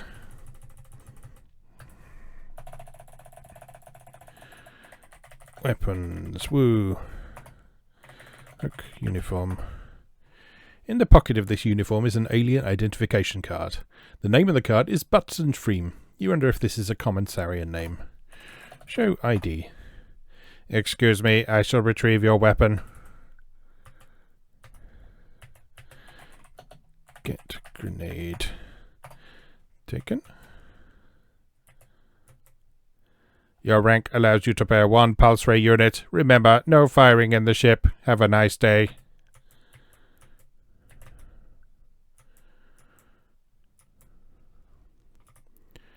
Alright, so we can now shoot with F6. Which means that if we get into a situation where there are guards we need to dispose of, we can shoot them. I believe you do need to be pretty quick to do that, though.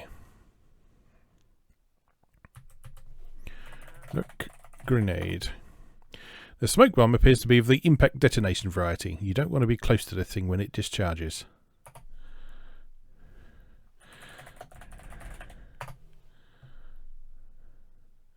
The grenade drops to the floor, releasing its poisonous gas on the unsuspecting alien. Good shot, Pete.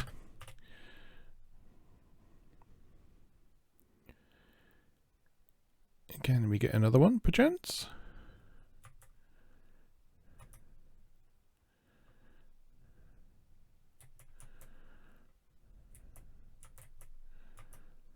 Welcome to the weapons dispensary. Show ID. Show ID. Excuse me, I shall retrieve your weapon. Okay, we can just take another one then. Get grenade. Taken. Sorry, my records indicate that the weapon has already been signed out in your name. That's fine. I've got everything I need.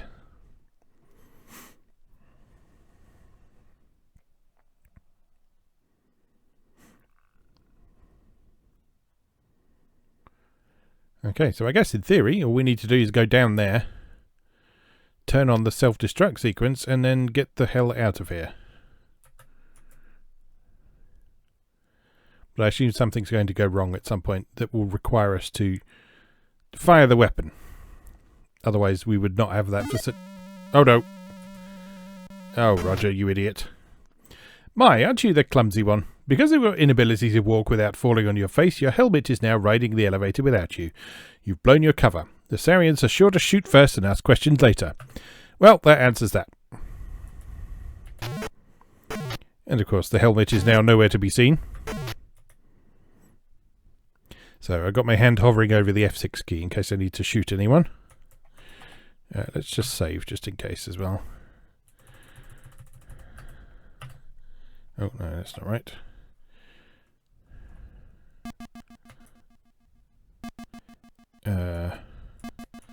That's not good. Oh no. You'll have to be quicker on the draw than that. That is almost immediate. Okay.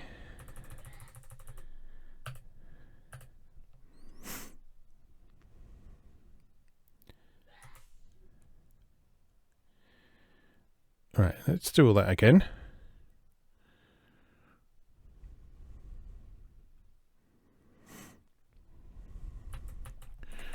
Drop grenade. The grenade drops to the floor. Blah, blah, blah, blah, blah. Very good.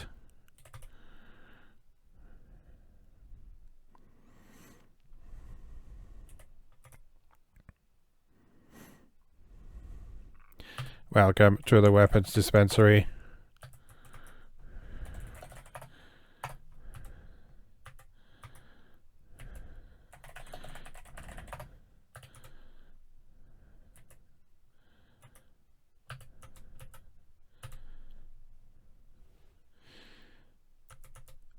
Okay.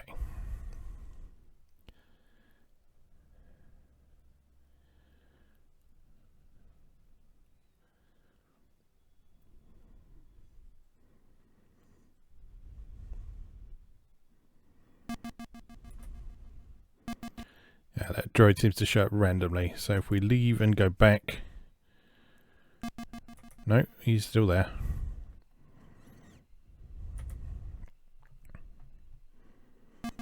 I'm still just a Sarien at the moment, aren't I? So, doesn't matter. Doesn't matter until we lose the helmet.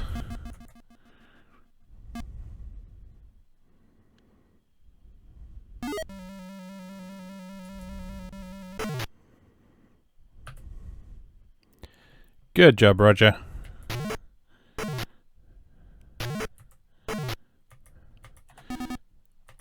Right, save.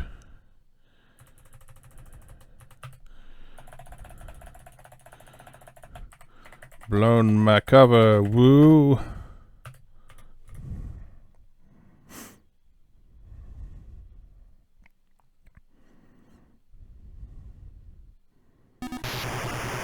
Oh, Jesus Christ. How the hell are you supposed to respond to that quickly? Right, maybe let's turn it down to slow speed. Just in case.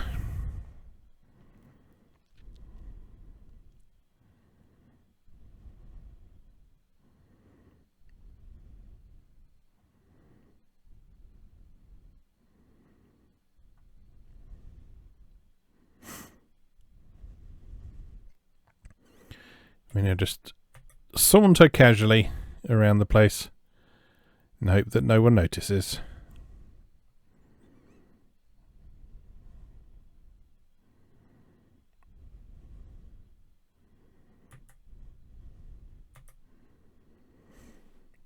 Now, does this guy have anything useful?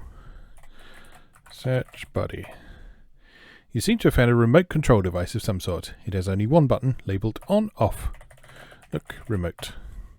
This is a small remote control unit. On it is a button. You wonder what it controls remotely. Press button. Suddenly, the force field protecting the star generator disappears.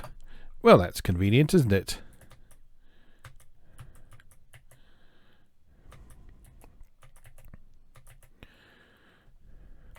Look, generator. At the base of the star generator is a control panel of some sort. Look, console.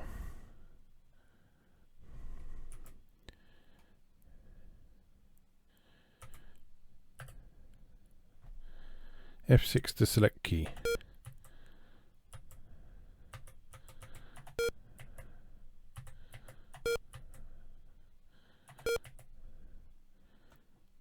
Right, pretty sure it was 6858.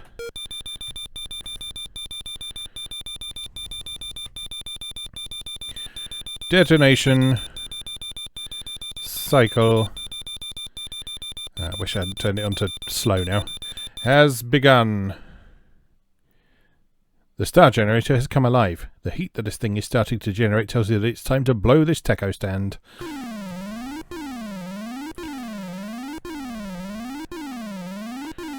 Running away very slowly. You know what, fuck it. Normal.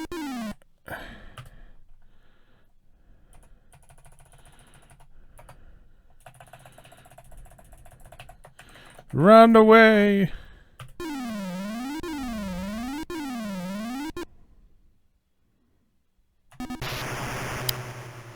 Geez, Pete, go take some marksmanship courses and come back and give it another try in a couple of months, okay? Good. You've got absolutely no time to respond to them.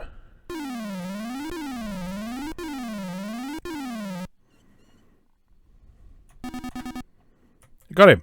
Right. So you just fire the weapon as soon as you get in the room.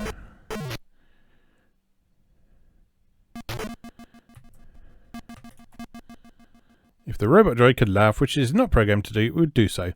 Your pulse ray is only effective against living opponents.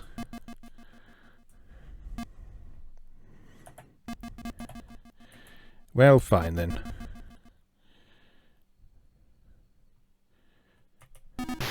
Oh, shit. You're toast! Yes, we are. Oh, it's an action sequence, alright.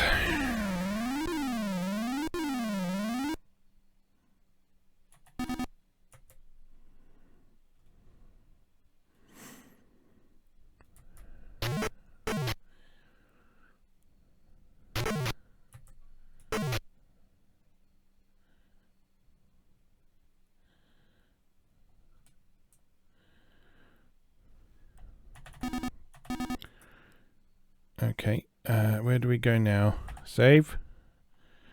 Save.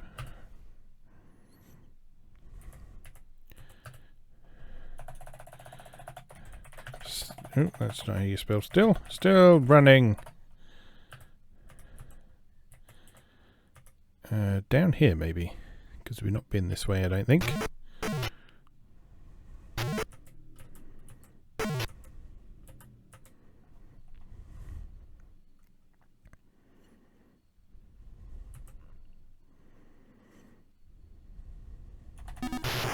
Damn.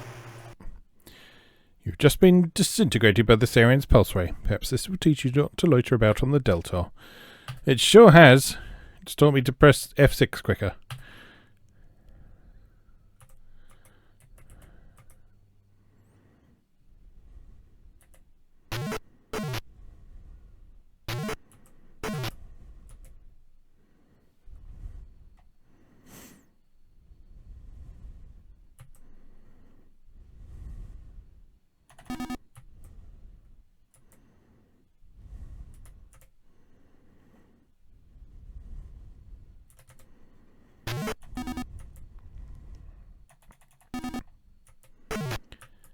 We're back here again. Well, the trunk with my stuff has gone. You're standing in a large, empty room within the Sarien ship. On one wall is a vent. There is some sort of trunk on the floor. What do we do now?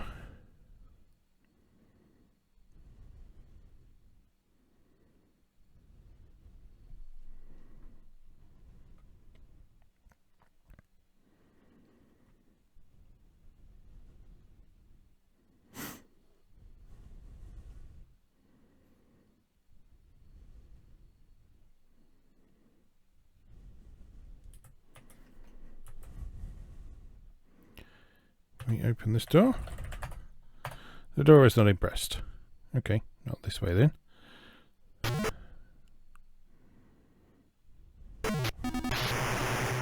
Damn! Alright, I don't think we need to go that way. I don't think that is the correct way to go. Run away.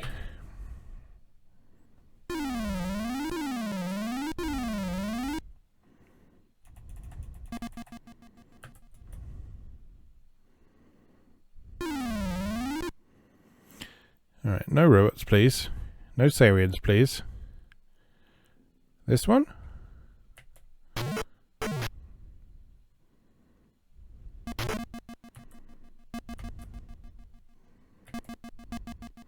Ah, that elevator's working now.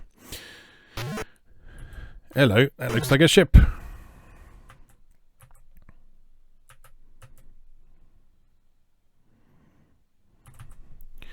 Look, ship. A ship is a one-man transport vessel. Enter ship. You swiftly slip into the sleek ship. Try to say that 3 times fast. You swiftly slip into the sleek ship. You swiftly slip into the sleek ship. You swiftly slip into the sleek ship. Yeah, point taken. Look, ship. You frantically search the console for the launch button. Aha, there it is. Press launch. Whee!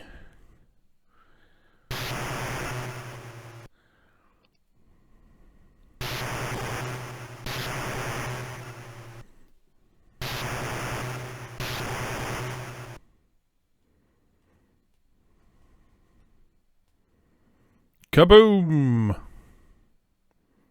We've done it, you know. We've only gone and done it.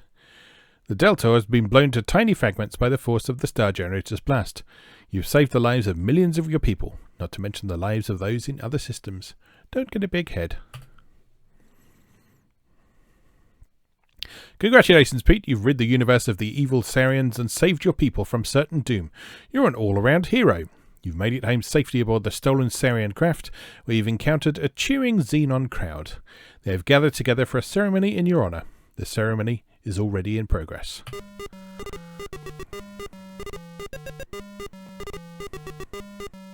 Applause! As a token of appreciation, you are presented with a golden mop. Thank you, Pete, for cleaning up our galaxy, says the Xenon leader. Once a janitor, always a janitor. The end. We've done it. Thank you for playing Space Quest. Watch for Space Quest 2. Thank you. Scott Murphy. Mark Crowe. Sol Ackerman. Ken Williams. Jeff Stevenson. Chris Iden. Sierra Online Incorporated. The Sarien Fleet. The entire human race. Pete, Galactic Warrior. Okay, so we didn't quite get all of the points, so there was something or other we missed along the way, but we got most of them, and we finished the game, so that's the important thing. So yeah, I mostly enjoyed that, apart from the skim a bit and the slot machine bit, both of which are absolute rubbish.